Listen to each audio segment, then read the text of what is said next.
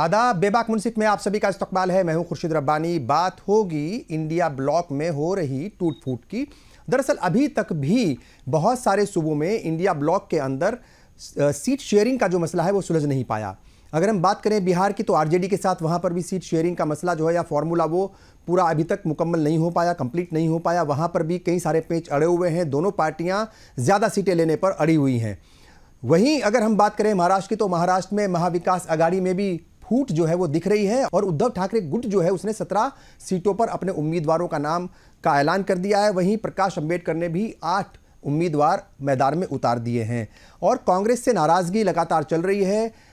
जो पवार साहब हैं वो भी कोशिश कर रहे हैं कि इस नाराजगी को दूर किया जाए, ये जो फूट है एक तरीके से या जो बिखराव है इंडिया ब्लॉक के अंदर उसे कम किया जाए, मगर ये कम नहीं हो रहा है। तो इंतखाबात पर इसका क्या कुछ असर पड़ेगा और आम वोटर्स के ऊपर, आम लोगों के ऊपर और सियासत पर इसका क्या कुछ असर पड़ेगा, इसी पर हम बात करेंगे। कई खास मेहमान हमारे साथ जुड़ चुके हैं। कांग्रेस से हिमांशु शेखर साहब हमारे साथ हैं, बीजेपी से खेमचंद शर्मा जी हमारे साथ हैं, समाजवादी पार्टी से रविंद्र सिंह जी हमारे साथ हैं और सीनियर जर्नलिस्ट रजा हुसैन रिजवी साहब भी हमारे साथ जुड़ चुके हैं। तमाम मेहमानों का मैं स्वागत करता हूं, इस्तकबाल करता हूं। और हिमांशु शेखर जी, सबसे पहला सवाल आप ही से। ना तो बिहार में बात बन पा रही है और ना ही अब महाराष्ट्र में। दीदी तो पहले ही जवाब दे चुकी हैं कांग्रेस को, वहां तो कोई मतलब अब मसला ही नहीं बचा, इंडिया ब्लॉक वहां पर काम ही नहीं कर रहा है। तो किस तरीके से आप देख रहे हैं, क्यों ये इतना जो है मतलब एक तो देरी बहुत ज्यादा हो गई सीट शेयरिंग को लेकर के, शायद इस बात की भी नाराजगी है और अभी तक भी अगर बात नहीं बन पाई तो फिर बात कब बनेगी? देखिए, उत्तर प्रदेश में श्री अखिलेश यादव जी से हमारे बात हो चुकी है, आम आदमी पार्टी के साथ हमारा समझौता हो चुका है। दक्षिण भारत में आप जाइए डीएमके के साथ और अन्य सहयोगी दल हैं हमारे, उनके साथ हमारा समझौता हो चुका है।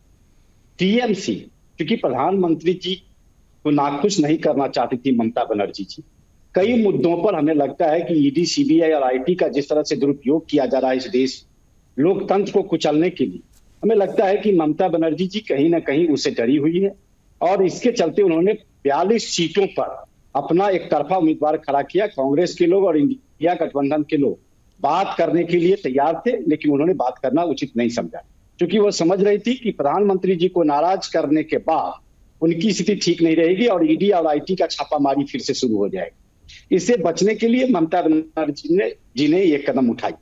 लेकिन बिहार में हमारा बात चल रहा है, बिहार में कहीं कोई दिक्कत नहीं है। हमारा जो सहयोगी दल है आरजेडी और वामपंथी दल, उनके साथ हमारी वार्ता हुई है। कल भी आदरणीय मुकुल वासनिक जी के घर पर वार्ता हुई है और आज शाम तक निश्चित रूप से सीटों का फॉर्मूला निकल करके सामने आ जाए।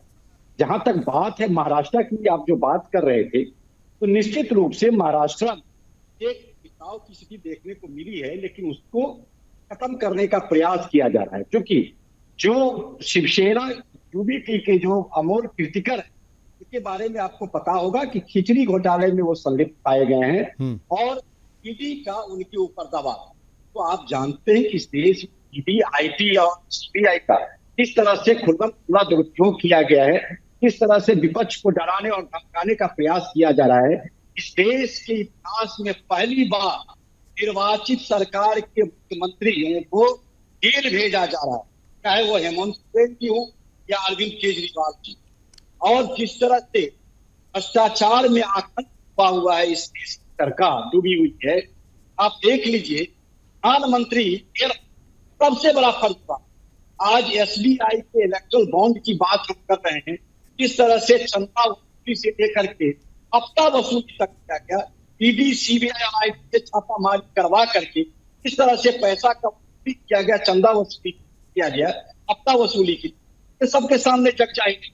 इस तरह से चंदा लो और धंधा लो, इस काम को अमली जामा पहनाया गया वर्तमान सरकार के द्वारा, ये सबके सामने। लेकिन सबसे बड़ा घोटाला है 10,990 करोड़ का जो पीएम केयर फंड है।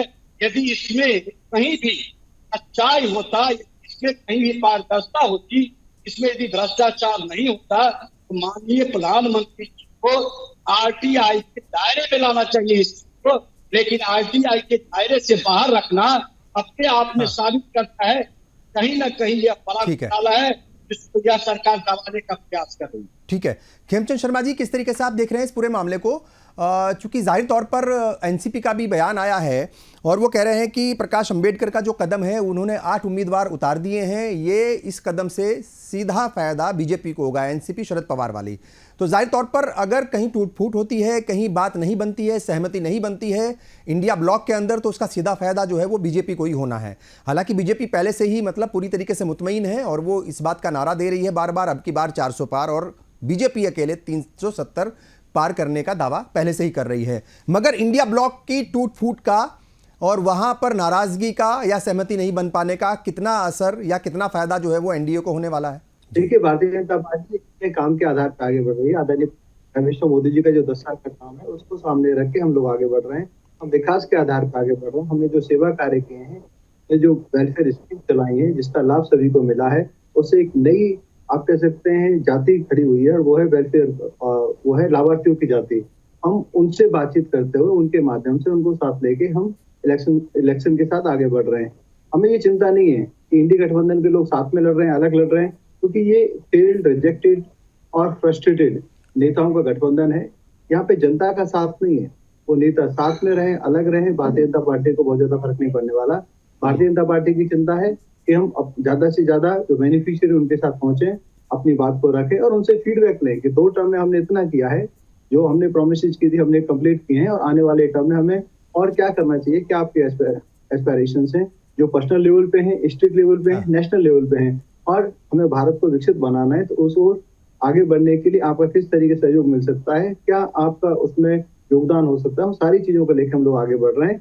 और हमें बहुत ज्यादा फर्क नहीं पड़ता कि इंडिया गठबंधन के लोग साथ में लड़ते हैं, अलग लड़ते हैं, क्योंकि ये तो निश्चित है कि ये हारने वाला गठबंधन है और इसमें सबके सब पावर ग्रैब करने के लिए इकट्ठे हुए हैं। और जो पावर ग्रैबिंग में जो पर्सनल इश्यूज आ रहे हैं, तो ये आपस में टकरा रहे हैं, और टकराते हुए कभी अलग हो जाते हैं, कभी इकट्ठे हो जाते हैं, फिर अलग हो जाते हैं, क्योंकि यहाँ विचारधारा के आधार पर इकट्ठे नहीं हुए, रोड मैप के आधार पर इकट्ठे नहीं हुए।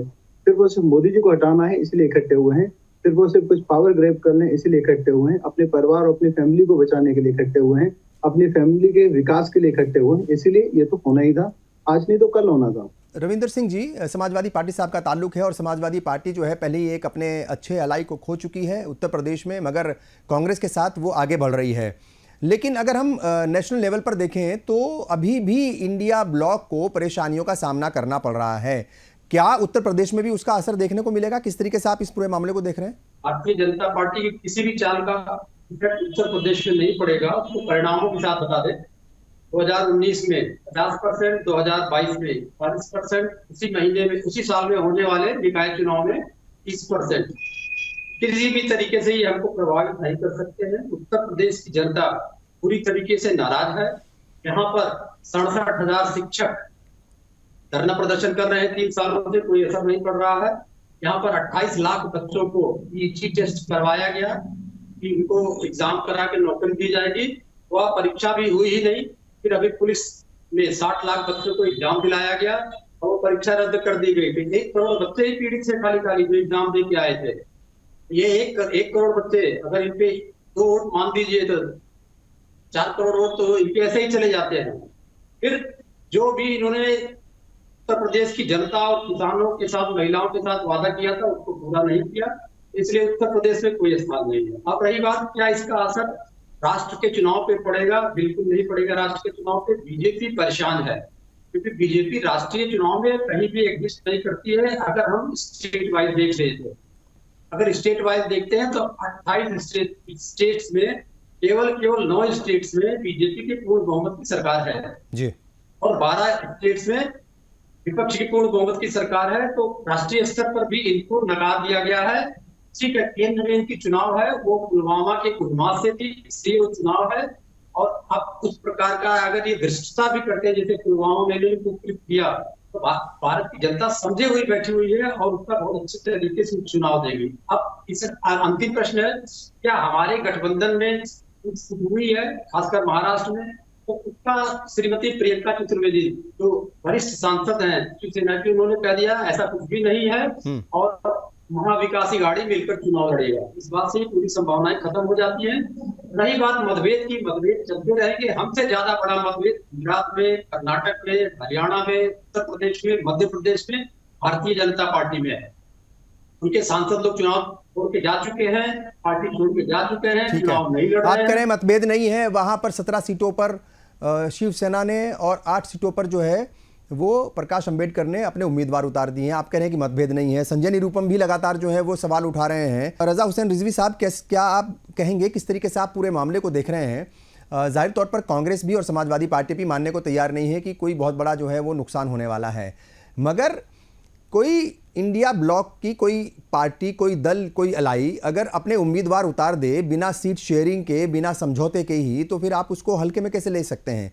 और अगर हम बात करें बिहार की, तो वहाँ पर भी मामला जो है वो पूरी तरीके से क्लियर नहीं है, तस्वीर बिल्कुल भी साफ नहीं है, अड़ी हुई है कांग्रेस ज़्यादा सीटों के लिए और आरजेडी कम सीटें देना चाहती है, और कई सारी ऐसी सीटें हैं जहाँ पर आरजेडी भी और कांग्रेस भी लड़ना चाहती है। तो बहुत सारे पेच फंसे हुए हैं बहुत सारी सीटों पर।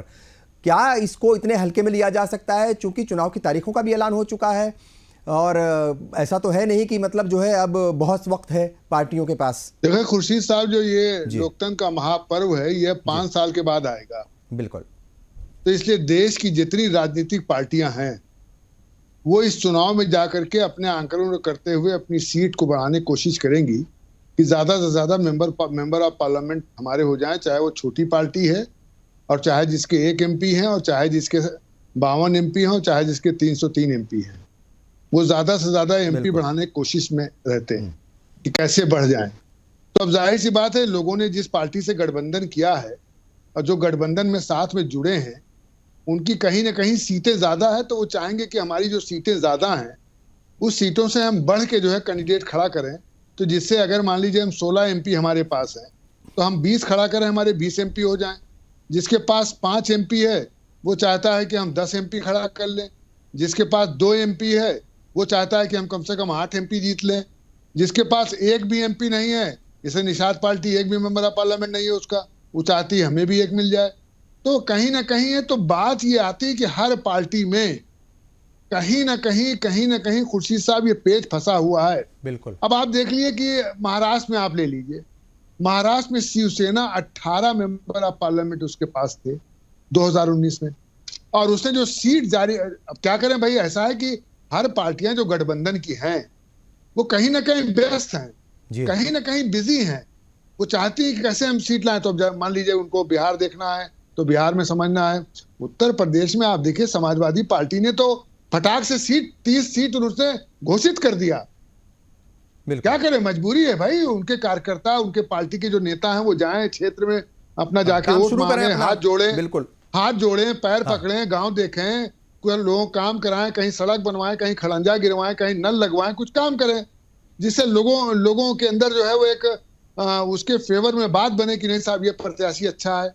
तो अब जब देरी होगी, तो जब देर जिस प्रत्याशी को उतारने में होती है उस प्रत्याशी को जीतने के लिए कम से कम 100 से ज्यादा काम करना पड़ता है, 100% ज्यादा काम करना पड़ता है बनिस्बत 2 महीने पहले जो प्रत्याशी उतर जाते हैं। जो 2 महीने खुर्शीद साहब प्रत्याशी उतरते हैं वो पूरे गांव करिए मोहल्ले, हर मोहल्ले में सबके नाम से, पिताजी का नाम ये है और चाचा का नाम ये है और भैया का नाम ये है और भैया वकील है और वो डॉक्टर साहब हैं, वो इंजीनियर साहब हैं, और चौराहे पे मिठाई दुकान जो है मिट्ठू लाल जी की है, वहां देख लेना, समीकरण बनाए जाते हैं। बिल्कुल ठीक है, बनाए जाते हैं। अब आप देख लिए, अगर आ जाइए महाराष्ट्र में, तो महाराष्ट्र में 48 जो है जी वो लोकसभा की सीटें हैं, जिसमें 39 जर्नल है, सामान्य है जी, और अनुसूचित जाति की जो है वहां महाराष्ट्र में 5 सीट है और अनुसूचित जनजाति की 4 सीट जी।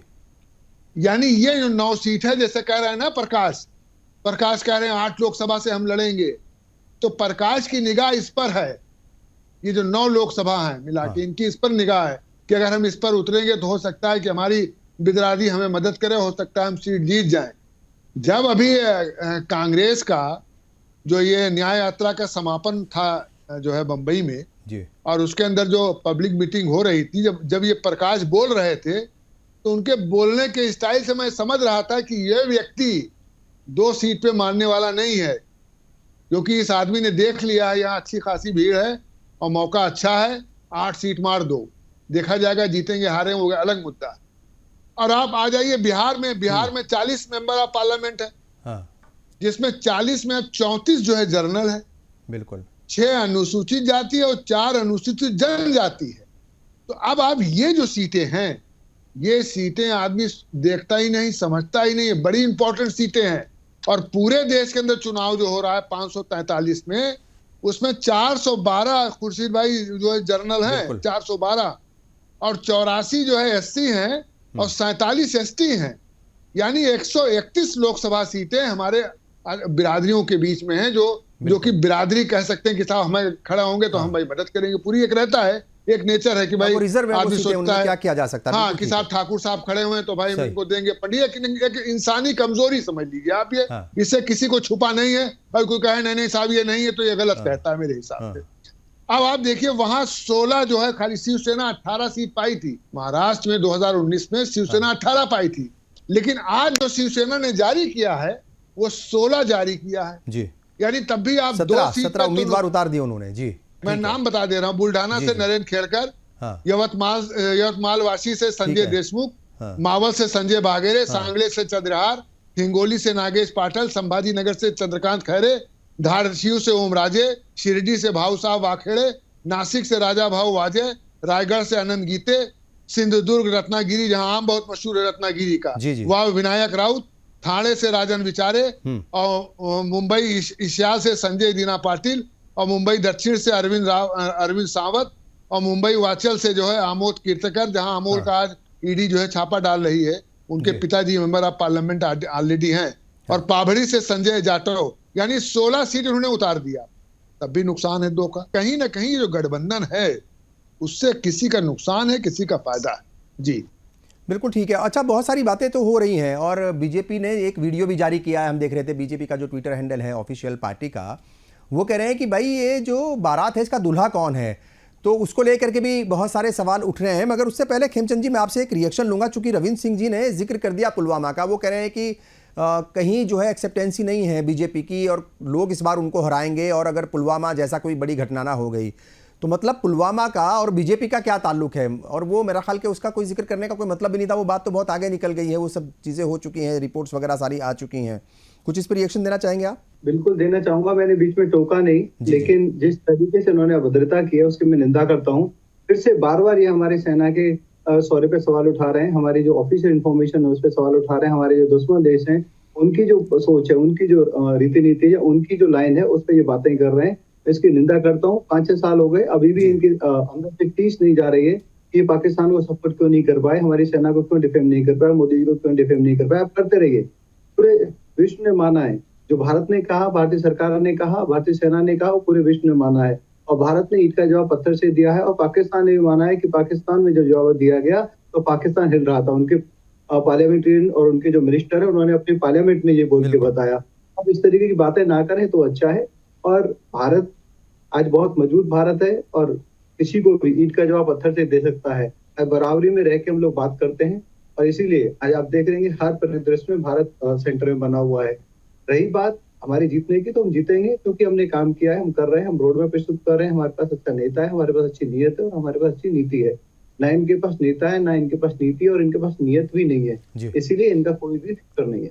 बिल्कुल। हिमांशु शेखर जी, ये बड़ा एक सवाल है कि नेता कोई नहीं है, मतलब अपोजिशन के पास जो है वो कोई अभी तक पीएम फेस नहीं है। और बीजेपी ने तो बाकायदा तकरीबन 2.5 मिनट की एक वीडियो जारी कर दी, और उसमें जो है मतलब एक तरीके से बहुत सारे आर्टिस्ट हैं जिनको अलग अलग उसमें दिखाया गया है।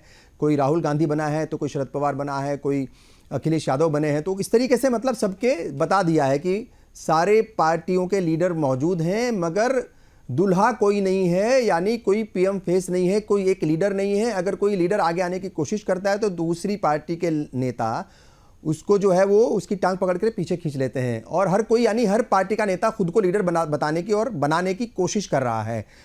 क्या लगता है आपको, एक इंडिया ब्लॉक का ये एक माइनस पॉइंट है बड़ा, जिसका एक निगेटिव इम्पैक्ट जो है वो लोगों के ऊपर पड़ रहा है कि अभी तक भी कोई एक नेता, कोई एक लीडर ऐसा नहीं है जिसके नाम पर चुनाव लड़ा जा सके? ये लोग कहते हैं 10 साल की बात करते हैं, और हमारा कहना है 10 साल अन्याय का। जी। अटल बिहारी वाजपेयी जी जब एक नारा दिए थे, शाइनिंग इंडिया और तेलुगु, नारा था इनका। उस समय में कांग्रेस जब चुनाव लड़ रही थी यूपी में, कोई हमारा नेता नहीं, और हम चुनाव जीते तो डॉक्टर मनमोहन सिंह जी के नेतृत्व में हमने 2 कार्यकाल तक 10 वर्षों तक इस देश पर शासन किया जी। और यूपीए के शासनकाल में अच्छी नीति ला करके गरीबी रेखा से 27 करोड़ लोगों को हमने बाहर निकालने का काम किया था। किसानों के 72,000 करोड़ ऋण माफ करने का काम। ये अपनी हमारे भाजपा के जो मित्र हैं बार बार कर रहे हैं, पुलवामा पर चर्चा कर रहे हैं। अरे आप ही के पार्टी के एक समय राज्यपाल थे सतपाल मलिक जी, उनकी बात को आप गंभीरता से यदि सुन लिए होते तो आज इस बात का जवाब आपको इस तरह से देना पड़ता। सतपाल मलिक जी क्या कहा था वो याद कर, किस तरह से आपका फेल हुआ था और किस तरह से हमारे जवान शहीद होते रहे और माननीय प्रधानमंत्री नरेंद्र मोदी जी फोटो शूट करवाते रहे, पूरा देश देखा और पूरा दुनिया देखा है। और आप अपने जवानों के शौर्य की बात करते हैं। जवानों के शौर्य के लिए हम भी आज सैल्यूट करते हैं। कांग्रेस पार्टी और इंडिया गठबंधन के लोग हैं, सभी लोग सैल्यूट करते हैं और हमें गर्व है अपने जवान पर, अपने सेना पर। कोई पीछे नहीं हट रहा है, लेकिन जिस तरह से जवानों की शहादत पर माननीय प्रधानमंत्री जी ने वोट मांगने का काम किया, यह इतिहास में पहली बार था और इसके लिए इस देश के प्रधानमंत्री जी को और भारतीय जनता पार्टी के लोगों को शर्म आनी चाहिए। दूसरी बात, ये कह रहे थे विकास की बात कर रहे थे, ये आयुष्मान भारत की बात कर रहे थे।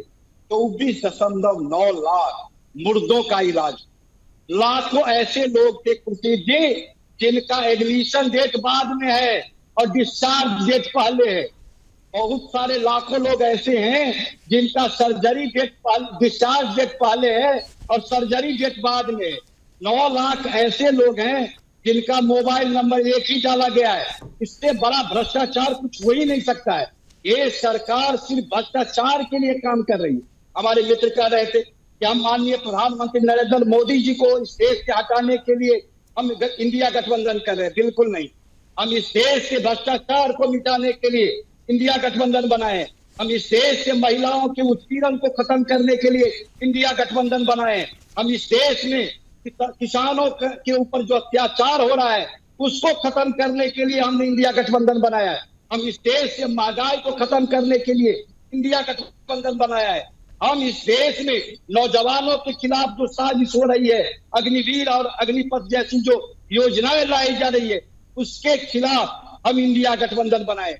महिलाओं का जिस तरह से भारतीय जनता पार्टी के लोगों के द्वारा लगातार यौन शोषण और उत्पीड़न किया जा रहा है, इसके खिलाफ हमने इंडिया गठबंधन बनाया है। इसको हटाने के लिए हमने इंडिया गठबंधन बनाया है। आदिवासियों के ऊपर जिस तरह से पेशाब किया जा रहा है उसके खिलाफ हमने इंडिया गठबंधन बनाया, उसको खत्म करने के लिए। जिस तरह से इस देश के अल्पसंख्यकों के नागरिक हितों को खत्म करने के लिए जो साजिशें रची जा रही है उसको खत्म करने के लिए हम इंडिया गठबंधन बनाए। आज देश में दूसरी आजादी की लड़ाई है और हम इस आजादी की लड़ाई को लड़ने के लिए इंडिया गठबंधन बनाया। नीतीश कुमार जी को ईडी का आपने धमकी दिया, उसे मिला लिया। मायावती जी को आपने कहा कि आप अलग लड़िए, नहीं तो ईडी की कार्रवाई हो जाएगी ताज कौडेर मामले में। आपने मायावती को अलग किया, लेकिन सभी दल झुकने वाले नहीं है। सभी दल आपकी ईडी और सीबीआई और आईटी के अहंकार में के अंदर झुकने वाले नहीं है और दबने वाले नहीं है। हम ऐसे इंडिया गठबंधन के लोग हैं जो इस देश में लोकतंत्र को बचाने के लिए कोई भी कुर्बानी दे सकते हैं। संविधान को बचाने के लिए इस देश के जो हमारे अल्पसंख्यक भाई है, जिसके नागरिक अधिकार का हनन करने का इस देश में बैठी हुई अहंकारी सरकार प्रयास कर रही है, उसको खत्म करने के लिए हम इंडिया गठबंधन बनाए और हम मजबूती से लड़े। अच्छा रविंद्र सिंह जी, मैं आपके पास आता हूं। जाहिर तौर पर हिमांशु शेखर जी तो सीधे तौर पर जवाब नहीं दे पाए कि कोई लीडर अगर नहीं है किसी एक ब्लॉक का, किसी एक गठबंधन का, तो उससे क्या नुकसान होता है। हालांकि ये बात सच है कि 2004 के जो आम इंतखाबात थे उसमें कोई एक लीडर के नाम पर चुनाव नहीं लड़ा गया था, मगर उसके बाद 2009 के जो चुनाव हुए थे वो जाहिर तौर पर जो प्राइम मिनिस्टर थे उन्हीं का फेस आगे था, उन्हीं के नाम पर जो है वो इलेक्शन लड़ा गया था। मगर अब कोई फेस नहीं है और कौन प्राइम मिनिस्टर होगा, हर कोई पार्टी का नेता जो है वो दावा करता है कि मैं हूँगा, मैं बनूंगा। और ये बात जो है कई सारे लीडर समाजवादी पार्टी के भी कह चुके हैं कि अखिलेश यादव भी एक अच्छा चेहरा है, एक अच्छे नेता हैं जो इस देश का नेतृत्व कर सकते हैं। तो आपको लगता है कि ये कोई बड़ा मसला, आप इसको मानते हैं कि नहीं मानते कि एक गठबंधन है उसका कोई चेहरा होना या नहीं होना, ये क्या कोई मायने नहीं रखता किसी गठबंधन के लिए या किसी इतने बड़े चुनाव के लिए? संविधान की तरफ देखते हुए जी, हमारा संविधान मानता है कि प्रधानमंत्री पद के उम्मीदवार का डिक्लेरेशन नहीं हो सकता है। जो सांसद जीत के आएंगे वो सांसद अपना नेता जिसको चुनेंगे वो ऑटोमेटिकली प्रधानमंत्री। अब आते हैं, हर पार्टी का अपना एक नेता होता है जिसकी छवि पर और जिसकी विचारधारा पे पार्टी चुनाव लड़ती है, सबके पास में है। आज तक भारत में जितने भी गठबंधन बने हैं, 67 में पहला बड़ा गठबंधन बना, 70 में गठबंधन बना, 77 में गठबंधन बना, फिर 89 में गठबंधन बना, 2004 में गठबंधन बना। कोई भी नेता डिक्लेयर नहीं हुआ। जो भी गठबंधन का चुनाव हुआ है भारत में कोई भी नेता डिक्लेयर नहीं हुआ। एक विषय में कहना चाहता हूँ, अभी हमारे भाजपा के मित्र ने मेरे ऊपर अभद्रता का आरोप लगाया। अभद्रता उसको कही जाती है जब देश का प्रधानमंत्री शहीदों के नाम पर वोट मांगता है, इसको अभद्रता कही जाती है। फिर उन्होंने कहा कि सेना पे मैंने आरोप लगा दिया। सेना का मनोबल लगातार प्रधानमंत्री नरेंद्र मोदी जी ने गिराया है। सबसे महत्वपूर्ण विषय है जो आपकी भारत की ज्यादातर जनता नहीं जानती, आपके माध्यम से बताने का मैं प्रयास कर रहा हूँ। एक रेजलॉन्ग मेमोरियल है, मेजर शैतान सिंह को सब लोग जानते हैं। रेजलॉन्ग मेमोरियल में हमारे 200 जवान लड़ते हुए चाइना से मारे गए थे। उस मेमोरियल को चाइना ने तोड़ दिया है और कब्जा कर लिया उस क्षेत्र पे। ये सेना का मनोबल कैसे गिराया। फिर इन्होंने सेना में अग्निवीर भर्ती कर दिए। फिर जब अग्निवीर भर्ती हो गए तो सेना का मनोबल गिर गया। फिर ये कहते हैं कि अब तो सेना में जो सिपाही हैं वो तो कॉन्ट्रैक्ट पे आएंगे। फिर इन्होंने जो अधिकारी थे वो सैनिक स्कूल के द्वारा जाया करते थे। सैनिक स्कूल मिनिस्ट्री ऑफ डिफेंस से चलती है। अब इन लोगों ने सैनिक स्कूलों को प्राइवेट में दे दिया है। सैनिक स्कूलों का नियंत्रण राष्ट्रीय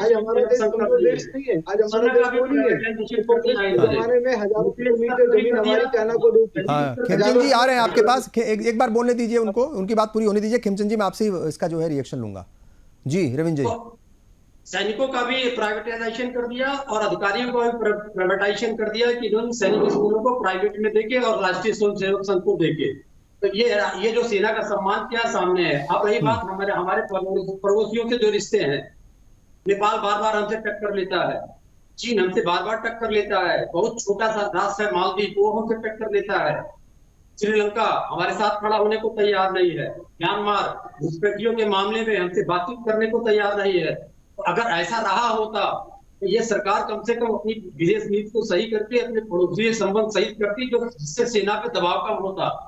तो अगर ऐसी बात है, इसी मुद्दे पे ही ये हारेंगे। और ऐसा एक घटना घटित हुई पुलवामा की, घटित हुए अब लगभग 5 साल आ जा रहे हैं। क्या हुआ था ये खुलासा नहीं कर पाए, कैसे 200 किलो RDX आया आज तक खुलासा नहीं कर पाए। कितनी अयोग्य सरकार है जो अभद्रता करती है। हाँ खेमचंद जी। देखिए मैंने अभी इनको देखा, पहले इन्होंने बात की किस तरीके से हमारी सेना पुलवामा में उनका अटैक हुआ और उस पर इन्होंने सवाल उठाया। फिर चाइना के साथ कंफ्लिक्ट हुआ, उस पर सवाल उठाया।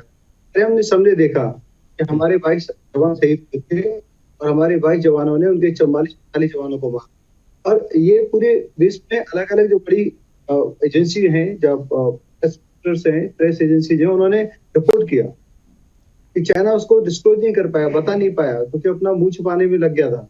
तो ये लोग आज भी उस पर सवाल उठाते हैं। यही तो दिखाता है कि ये मुद्दों से कंगाल हैं, इनके पास मुद्दे ही नहीं है, तो मुद्दों में बात ही नहीं करना चाहते। ये बात नहीं कर सकते क्योंकि इनको पता है कि पीएम किसान की मदद सबको जा रही है और उसमें डिस्काउंट नहीं है, और उसमें कोई कमीशन खोरी नहीं हो रही है, और उसमें किकबैक नहीं हो रहा है। मोदी जी बटन दबाते हैं, सभी के अकाउंट में पैसा चला जाता है। अब हर घर में टॉयलेट बना है, जो 60-65 साल में कांग्रेस और एसपी बीएसपी वाले नहीं बना पाए, आज हर घर में टॉयलेट है। अब माता बहनों को बाहर नहीं जाना पड़ता। आज जो महिलाएं सेल्फ हेल्प ग्रुप के माध्यम से उनको लखपति दीदी बनाया गया है। अब पीएम आवास योजना के तहत उनको पक्के मकान दिए गए हैं और वो मकान बहनों के नाम हो रहे हैं, तो बहन समृद्ध हो रही है, एम्पावर हो रही है, वो घर की मुखिया बन रही है। तो ये उन मुद्दों पे बात नहीं कर पाते। आयुष्मान भारत कार्ड पे उन्होंने कहा कि कुछ चलो मान लिया कुछ हो सकता है, 1000, 2000, 10,000, 20,000, 50,000, आप लाख करो लाख। कुछ हॉस्पिटल्स ने गलती की, वो तो सिस्टम बनाया ना, उन हॉस्पिटल्स पे कार्रवाई भी हो रही है, उन लोगों पे कार्रवाई हो रही है, लेकिन करोड़ों लोगों ने फायदा उठाया है। 10 करोड़ से ज्यादा परिवार उसमें एलिजिबल हैं। देश की सबसे बड़ी स्वास्थ्य की योजना है। आप किसी भी योजना में चले जाओ, लूप होल या उसका मिशन 24.9 लाख मुर्दों का इलाज हुआ, इस पर तो आप बताइए। योजना है, आप उससे डिस्कस नहीं कर सकते। आप फ्रस्ट्रेशन में हैं, आप नेगेटिव है, नकारात्मक है। जब तक आप सकारात्मक नहीं होंगे तब तक आपको कोई भला नहीं हो सकता। आप नकारात्मक हुसैन जी मैं आपके पास आऊंगा, ठीक है, के साथ आगे बढ़ रहे हैं। ठीक है। रजा हुसैन रिजवी जी, अभी एक बात आ रही थी, हिमांशु जी भी कह रहे थे कि भाई कांग्रेस जो है या फिर इंडिया ब्लॉक की जो पार्टियां हैं वो माइनॉरिटी के हितों की भी बात करती हैं, मगर अगर हम आज राजस्थान की बात करें, आज़ादी के बाद पहली बार वहां पर ऐसा हुआ है कि किसी मुस्लिम उम्मीदवार को कांग्रेस ने टिकट नहीं दिया। तो मतलब जो है, अच्छा वहाँ पे ब्राह्मण समाज को भी नहीं दिया गया किसी को, तो ये पहली बार हो रहा है ऐसा। तो सवाल उठ रहे हैं, बहुत सारा हंगामा मच रहा है। क्या लगता है आपको, क्या कांग्रेस ने भी कुछ स्ट्रेटजी में कोई अपना बदलाव लाई है, या फिर मतलब इस तरीके से एक समाज को, एक इतना बड़ा सूबा, अच्छा 12% के करीब आबादी है राजस्थान की, मतलब कोई छोटी मोटी आबादी नहीं है, अच्छी खासी आबादी है, और ये पहली बार हुआ है कि टिकट नहीं दिया गया। स्ट्रेटजी में कुछ बदलाव लग रहा है आपको कांग्रेस की या इंडिया ब्लॉक की? देखिए, कांग्रेस की जो शुरुआती की पार्टी थी जी, शुरुआती पार्टी ये मानी जाती थी कि कांग्रेस जो है वो ब्राह्मणों की पार्टी जी, कि पंडित जवाहरलाल नेहरू, उनको ब्राह्मण माना जाता था कि ब्राह्मण प्रधानमंत्री हैं, जी, तो ये ब्राह्मण डोमिनेट पार्टी मानी जाती। और इसी के साथ दलित समुदाय भी जुड़ा हुआ था इनके साथ, और इनके साथ अल्पसंख्यक भी जुड़ा हुआ था। तो ये दो बिरादरियां भी कांग्रेस के साथ बड़ी अच्छी तरीके से जुड़ी हुई। और ज्यादा से ज्यादा अगर देखा जाए कांग्रेस के कार्यकाल में, तो ब्राह्मण ही जो है वो प्रधानमंत्री बनाए गए हैं। ये 10 साल अगर सरदार जी को छोड़ दिया जाए, मनमोहन सिंह को इधर वाला, तो इसके अलावा उससे पहले यही रहा है।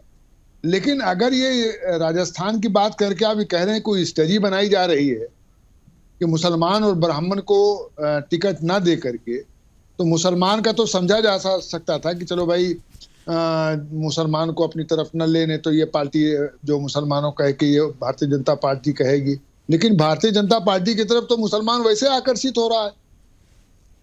अगर ये मुसलमान को नहीं ले रहे हैं तो मुसलमान धीमे धीमे भारतीय जनता पार्टी की तरफ, क्योंकि मुसलमान बहुत दिन तक सत्ता से बाहर नहीं रह सकता, क्योंकि वो सत्ता के उसका जिस्म में खून है सत्ता वाला, तो चाहता है हम सत्ता के साथ रहें। और जो बिरादरी सत्ता के साथ रहती है उसकी बहबूदी होती है, उसकी तरक्की होती है, वो आगे बढ़ती है। और आपने एक बात अभी बहुत अच्छी कही थी कि साहब भारतीय जनता पार्टी ने तो प्राइम मिनिस्टर घोषित कर दिया और इंडिया ब्लॉक ने कोई चेहरा प्रधानमंत्री नहीं घोषित किया। तो उधर से बात आ गई कांग्रेस से कि साहब देखिए वो घोषित नहीं किया था तो मनमोहन जी को बनाया था। देखिए, प्रधानमंत्री मोदी जी एक लोकप्रिय चेहरा है, बहुत बड़ा चेहरा, इसमें कोई दो राय नहीं। इसको अगर कोई कहे कि नहीं साहब चेहरा नहीं है, तो साहब मैं इस बात को मानने के लिए तैयार नहीं, क्योंकि वो काफी दिन से जो है संवैधानिक पदों पे हैं। गुजरात में रहे इतने सालों साल, 18 से 20 साल समझिए, फिर उसके बाद लगातार 10 साल यहाँ। तो आदमी जो 25-25 साल से ज्यादा की पोस्ट पे रह के प्रदेश और देश की सेवा कर रहा है, तो उसको हम कैसे अलोकप्रिय मान लें? ये हमारे दिमाग में नहीं घुसती बात। वो एक लोकप्रिय चेहरा है और सर्वमान्य चेहरा है, इसमें कोई दो राय नहीं। वो अलग है, पार्टियां हैं, ये पार्टियां हैं, वो पार्टियां हैं। लेकिन अब इंडिया गठबंधन की बात, इंडिया गठबंधन में जिसके पास 18 MP हैं वो भी प्रधानमंत्री बनना चाहता है, जिसके पास 22 MP हैं वो भी प्रधानमंत्री बनना चाहता है। यही तो लोकतंत्र की खूबसूरती है साहब। ये खूबसूरती है तो अच्छी खूबसूरती है। हाँ। लेकिन ऐसा क्या देखना कि साहब हमारे पास पैसा नहीं है, मर्सिडीज खरीद ले। जी, अरे भाई, एक विधायक की पार्टी, एक विधायक वाली पार्टी जो है वो चीफ मिनिस्टर बन जाते हैं, ये भी देखा है मुल्क ने। और बहुत कम MPs वाले जो है वो लीडर्स, जिनके पास मतलब गिने चुने, उंगलियों पर गिने चुने लीडर्स। हाँ, तो चौधरी चरण सिंह के पास 40 मेंबर ऑफ पार्लियामेंट थे। चौधरी चरण सिंह के पास जी, चौधरी चरण सिंह के पास 40 मेंबर ऑफ पार्लियामेंट थे, प्रधानमंत्री बन गए थे, बिल्कुल। लेकिन लोकसभा के अंदर एक दिन फेस नहीं कर पाए। तो ऐसे भी हैं, बनते हैं लोग, ऐसा नहीं है जी। यहाँ जो है वो बने थे उत्तर प्रदेश में, जो है हमारे बस्ती के member of parliament Jagdamba Pal ji, Jagdamba Pal ji chief minister की शपथ ली उन्होंने। लेकिन उसके बाद कोर्ट से ऑर्डर आया, उसके बाद गिना गया, हट गए वो। तो ऐसा भी होता है, ऐसा कुछ नहीं है। लेकिन अब प्रधानमंत्री की श्रेणी में कौन थे? नीतीश जी थे। अब नीतीश तो प्रधानमंत्री की श्रेणी से निकल गए। अब तो बहुत मुश्किल है भाई, जिससे गठबंधन है वो प्रधानमंत्री तो वहां मोदी जी हैं। प्रधानमंत्री की श्रेणी में जो है वो ये ममता बनर्जी है। बिल्कुल, ममता जी भी अपने को प्रधानमंत्री ही समझती हैं। अखिलेश के पार्टी के लोगों ने कहा कि नहीं सब प्रधानमंत्री होने से, जाहिर सी बात है जिस पार्टी में लोग हैं अपने नेता कहेंगे प्रधानमंत्री बनना चाहिए, बिल्कुल कहेंगे। तो उन्होंने कहा कि भाई इनको भी प्रधानमंत्री होना चाहिए। तो कहीं ना कहीं चेहरे, उधर राव साहब कहते हैं कि उधर ठाकरे भी हमारे जो है योग हो चुके हैं, मुख्यमंत्री बनी चुके हैं, अनुभव आ चुका है, तो प्रधानमंत्री क्यों नहीं बन सकते। तो हर पार्टी का जो नेता है वो अपने पार्टी को, जब मायावती चीफ मिनिस्टर थी, खुर्शीद भाई आपको बतावें, तो उत्तर प्रदेश में इतना जोर शोर से चल रहा था, मेंबर ऑफ पार्लियामेंट के चुनाव जब हुआ था, कि बस मायावती प्रधानमंत्री बन गई ऐसा लग रहा था। बिल्कुल।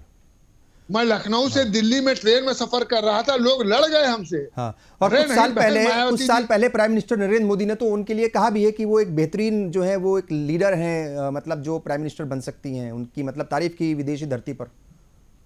देखिए वो सही है, लेकिन जिस तरीके से उनके पार्टी के जो वोटर हैं, हाँ, वो वोटर रोक नहीं पा रहे।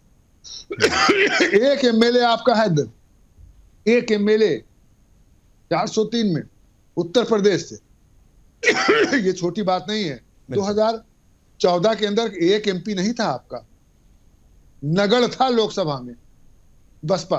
ये तो कहिए 2019 में सपा बसपा का खुर्शीद भाई गठबंधन हो गया। हाँ, उसकी वजह से 10 और 5 का वो आ गया। बिल्कुल ठीक है, 10 सीट पा गए, और ये 5 सीट वही जो इनकी थी 5, वही 5 रह पाई, उससे आगे नहीं बढ़ पाए।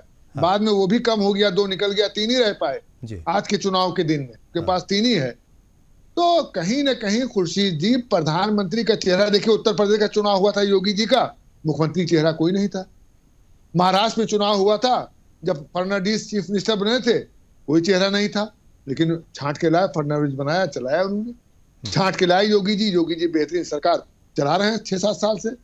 तो ये कहना कि पार्टी कोई फेस दे दे, तो वो उससे कोई बहुत माने नहीं लगता। हाँ, लेकिन मगर एक भरोसा, एक अवाम के बीच एक भरोसा जाता है, उस चेहरे को देखती है पब्लिक, लोग देखते हैं कि हाँ भाई ये नेता है, उसके काम भी देखे जाते हैं। अच्छा, ये बात मैं पहले भी कई बार कह चुका हूं, और दूसरे लोग भी इस बात को कहते हैं कि अगर राहुल गांधी वक्त रहते वजीर या मतलब जो है प्राइम मिनिस्टर बन जाते, मिनिस्टर या प्राइम मिनिस्टर बन जाते, तो शायद जो है वो कुछ और बात होती, कुछ और कहानी होती शायद। जो है राहुल गांधी का सुनिए खुर्शीद साहब, बहुत अच्छा कार्यकाल था। जी जी। जब मनमोहन सिंह 1 साल कार्यकाल खत्म होने के 1 साल बाद वो दाहिने बाएं भाग रहे थे, तो मैं सोच रहा था कि शायद कांग्रेस वाले राहुल गांधी को प्रधानमंत्री की शपथ करा दें, तो क्या होता, वो भूतपूर्व प्रधानमंत्री कहे जाते, देश विदेश में जाते, उनकी इज्जत अलग होती।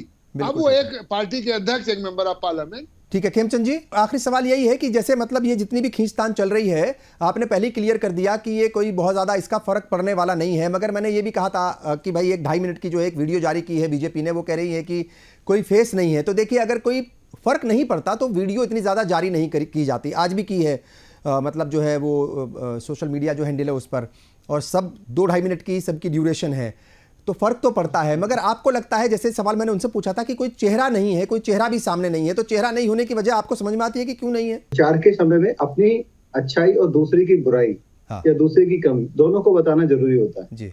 हम अपने आदरणीय प्राइम मिनिस्टर मोदी जी के काम को बता रहे हैं, उनकी रीति को बता रहे हैं, उनकी नीति को बता रहे हैं, उनकी नीयत को बता रहे हैं।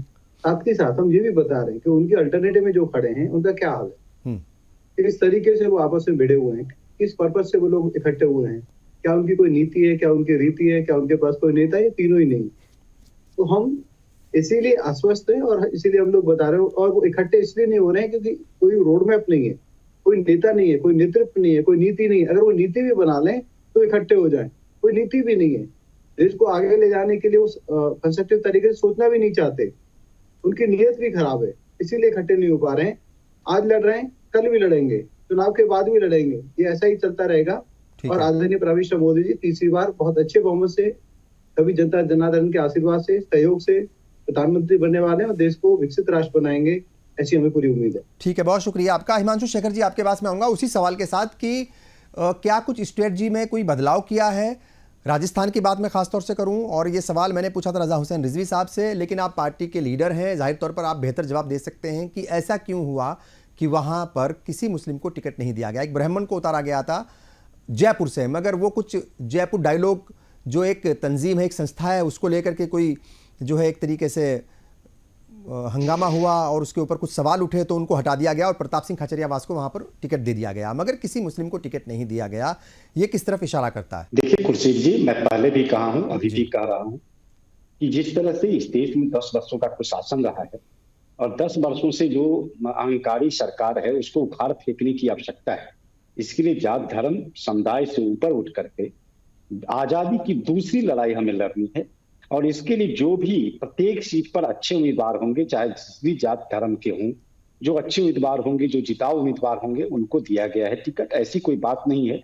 आप दूसरे स्टेट में जाकर के देख लीजिए, अभी बिहार में कांग्रेस का टिकट का फैसला होने वाला है, या फिर यूपी में देख लीजिए, या फिर मध्य प्रदेश में देख लीजिए, छत्तीसगढ़ में देख लीजिए, माइनॉरिटी को उचित स्थान मिला है, ऐसी बात नहीं है।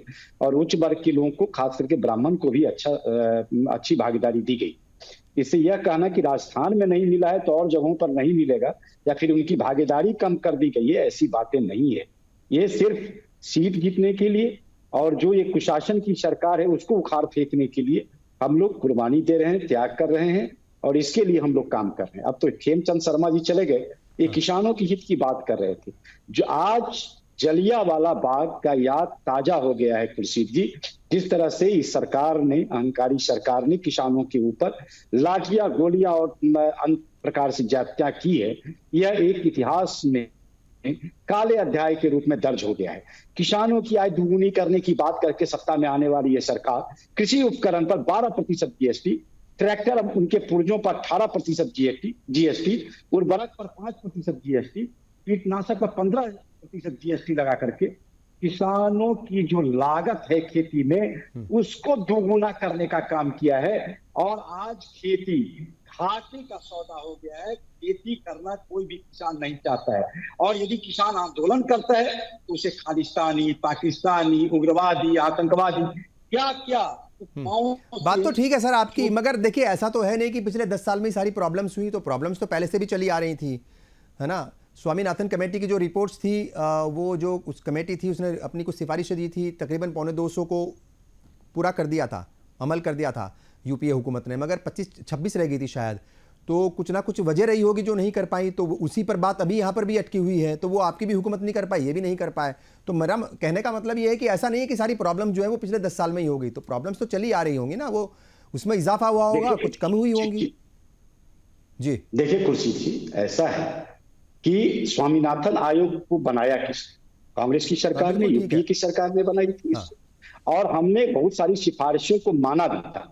आज हमने फिर से हमारे राष्ट्रीय नेता हैं, जो हमारी कमेटियां हैं, उन्होंने, श्री राहुल गांधी जी ने एक्सेप्ट किया है कि यदि हमारी सरकार बनती है तो हम एमएसपी की कानूनी गारंटी देंगे। स्वामीनाथन आयोग का जो भी रिपोर्ट में जो पॉइंट हम नहीं माने थे इससे पहले हमारी सरकार के समय में, हम मानने के लिए तैयार हैं। और एमएसपी की कानूनी गारंटी के साथ साथ एमएसपी को किस तरह से निर्धारित किया जाए, इसके लिए भी हम कमेटी बनाने के लिए तैयार है। और जो लागत है उसका 50% मुनाफा कैसे हो किसानों को, इसके लिए काम करने के लिए तैयार है। तो ये 10 वर्षों में जो अन्याय हुआ है, महिलाओं के साथ अन्याय, फिर नवयुवकों के साथ अन्याय, किसानों के साथ अन्याय, और जो दलित महादलित लोग हैं, अल्पसंख्यक हैं, उनके साथ अन्याय, तो 5 न्याय की बात हमने किया है। और 5 न्याय पर 25 गारंटी की बात हमने की है। श्री राहुल गांधी जी ने 25 गारंटी की बात की है। और यह गारंटी मोदी जी की गारंटी नहीं है, जो उत्तर प्रदेश जाके कहते हैं कि पहली कैबिनेट में हम किसानों का ऋण माफ कर देंगे, और उसके बाद वो कहते हैं ये जुमला था, चुनावी जुमला था। अभी राजस्थान जाते हैं, 500 का सिलेंडर कांग्रेस की सरकार दे रही थी, अब कहते हैं ये 450 का सिलेंडर कर देंगे। अब फिर से सिलेंडर 500 का नहीं मिल रहा है, 1000 का सिलेंडर मिल रहा है। अब कहते हैं ये जुमला था, चुनावी जुमला था। तो ये मोदी जी की गारंटी नहीं है। मोदी जी की गारंटी का मतलब झूठ की पक्की गारंटी, ये कांग्रेस की गारंटी है, ये राहुल गांधी जी की गारंटी है। राहुल गांधी जी की गारंटी का मतलब पक्की गारंटी। जो बात श्री राहुल गांधी जी बोलते हैं वो आप बात करके दिखाते हैं, चाहे वो कर्नाटक हो, चाहे वो हिमाचल हो, चाहे वो तेलंगाना हो, या इससे पहले छत्तीसगढ़ और राजस्थान और मध्य प्रदेश में जो सरकार हमारी थी उस समय। रविंदर सिंह जी, हमने आया है कि जो गारंटी हम करते हैं, जो वादा करते हैं, उस गारंटी को हम पूरा। ठीक है रविंदर सिंह जी, पीडीए जो है वो उसको भी बड़े जोर शोर के साथ समाजवादी पार्टी ने उत्तर प्रदेश में निकाला था, बाकायदा जो है वो रैलियां कह लीजिए या यात्राएं कह लीजिए वो निकाली थी अलग अलग जगहों पर। और पीडीए एक मतलब जो है सामाजिक ताना बाना कह लीजिए या फिर एक जो है सोशल इंजीनियरिंग कह लीजिए, वो आपको लगता है वो काम कर रही है? और देखिए ये बात तो सच है, इस बात को बार बार इसलिए कहा जाता है और हर कोई सवाल उठाता है कि कोई चेहरा नहीं है। तो इंडिया ब्लॉक तो है मगर कोई चेहरा नहीं है, तो ऐसे में पीडीए कितना कामयाब हो पाएगा और कैसे इंडिया ब्लॉक को आगे ले जाने में या उसको जिताने में अपना रोल अदा करेगा। देखिए भाई साहब, जो भी भारत की राजनीति रही है वो हमेशा पीडीए के इर्द गिर्द ही घूमती रही। जी अभी हमारे पत्रकार बंधु ने बताया कि कांग्रेस में एक तरफ जहां ब्राह्मण थे तो दूसरी तरफ दलित भी थे और मुस्लिम भी थे। फिर अगर दलित मुस्लिम मिलाते हैं तो पीडीए का एक पार्ट होगा। अभी मोदी जी ने पीडीए नहीं बोला, डीपीए बोल दिया। जी बनारस में गए थे, दलित पिछड़े और अल्पसंख्यक बोल दिया मोदी जी ने। वो भी स्वीकार करते हैं कि पीडीए एक है, एंटिटी है चुनाव की। समाजवादी पार्टी जब से शुरू हुई है तो पीडीए हम नाम दे रहे हैं कि किसी फार्मूले पे ही चली है, जो हमारे मार्गदर्शक आदरणीय लोहिया जी, उन्होंने पीडीए के ही तर्ज पे राजनीति को शुरुआत किया था। तो पीडीए एक ऐसी चीज है कि अब हमने अगर मुद्दे के रूप में उछाला है तो भारतीय जनता पार्टी से ठीक है। आदरणीय मोदी जी भी परेशान है कि भाई पीडीए ने मुद्दा बात दिया। तो यानी पीडीए का कोई तोड़ नहीं है किसी के पास। ठीक है, चूंकि वक्त की कमी है, रजा हुसैन रिजवी साहब आखिरी जो है वो कमेंट मैं आपसे लूंगा। किस तरीके से जो जितना भी उलझा हुआ मामला है, चाहे वो महाराष्ट्र का हो या फिर बिहार का हो, और दीदी बंगाल में तो अपना खेल जो है वो कर चुकी हैं, वहाँ तो कोई मतलब इंडिया ब्लॉक का कोई अब काम रहा नहीं। किस तरीके से आपको लगता है कि ये सब निपट जाएगा, और इसमें जो माइनॉरिटी का रोल है उसको क्या देख रहे हैं आप, कैसे देख रहे हैं, कम से कम अल्फाज में, चूंकि वक्त की कमी है?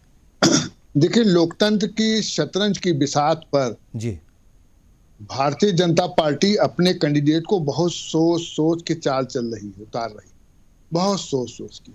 और उसी के पीछे इंडिया गठबंधन भी बहुत सोच सोच के गणित गुणा भाग करके प्रत्याशी को उतार रहे हैं। अभी देखिए, आप रामपुर का देखिए, फिर मुरादाबाद का देखिए, समाजवादी पार्टी का एसटी हसन का पर्चा हुआ, फिर वापस हुआ, फिर रुचि वीरा गई, पर्चा दाखिल किया। फिर रामपुर में देखिए आप कि वहां जो है उनके आसिम रजा साहब ने पर्चा खरीदा। फिर उसके बाद पता चला कि साहब नदवी साहब वहां से आ रहे हैं, मालूम हुआ कोई और आ रहा है, मालूम हुआ अखिलेश जी यहाँ से लड़ेंगे, फिर मालूम हुआ नहीं उनके जो एक रिश्तेदार हैं वो लड़ेंगे, तेज प्रताप सिंह वहां से लड़ेंगे।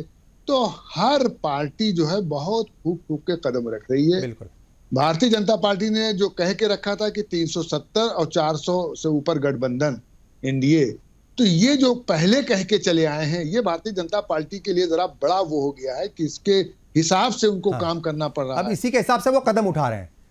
जी ठीक है, और सामने वालों ने अभी तक कोई टारगेट फिक्स नहीं किया। अभी तो टारगेट उनके सामने ये है, या एक बड़ा चैलेंज ये है कि कैसे जो दल हैं इंडिया ब्लॉक के, जितनी भी पार्टियां उसका हिस्सा हैं, वो कैसे एकजुट रहें, कैसे मिलजुल करके लड़ें।